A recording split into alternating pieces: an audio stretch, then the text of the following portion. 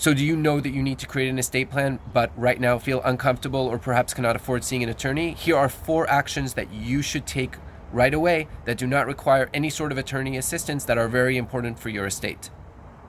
The first item is adding a legacy contact. A legacy contact is an individual who will be granted access to your information with companies, for example, like Google or Apple, upon your passing. This is very important if you have important information on your phone that can influence the distribution of your estate, and perhaps there are assets that you have information on your phone about but are not available anywhere else. So adding a legacy contact is advantageous in the fact that on one hand, you're not giving someone the password to your phone right now. On the other hand, you're making sure that someone will have access to the important information on your phone upon your passing. The second thing is making sure that you have beneficiaries listed on all your retirement accounts and life insurance policies. So every retirement account that you have or life insurance policy should have at least one beneficiary listed that will receive the money from the life insurance policy or from the retirement account upon your passing.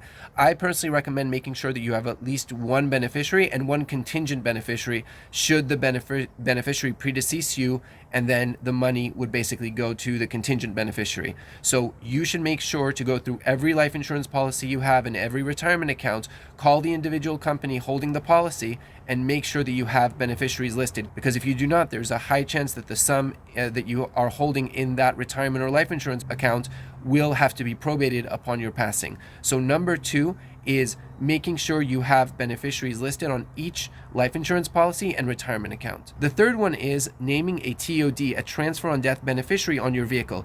This is not something you have to do. However, if you have a vehicle that has sentimental value, or perhaps you want to make sure that your vehicle goes to a specific individual, or perhaps you have a very expensive vehicle, you may want to list a TOD beneficiary on the vehicle itself. This can be done by basically changing the pink slip. I'll link a video about it below and also add the DMV information regarding adding a TOD beneficiary on your car. The last thing you can do is name TOD beneficiaries on your individual accounts, bank accounts, investing accounts, and so on. Now, I personally, as an estate planning attorney, think it's much more advantageous to have those accounts within your revocable living trust and not have specific individual TOD beneficiaries on each account. I'll link a video about that below, why I think it's better to have them in a trust, but it is definitely better to at least have TOD beneficiaries rather than have no beneficiaries whatsoever while the accounts are not in a trust, and then there's a high chance of probate upon your passing. So you can also list TOD beneficiaries on your individual bank accounts to make sure they get distributed according to your wishes upon your passing. So in summary, the 4 actions that you should take that do not require an attorney and have a big effect on your estate plan is 1, naming legacy contacts.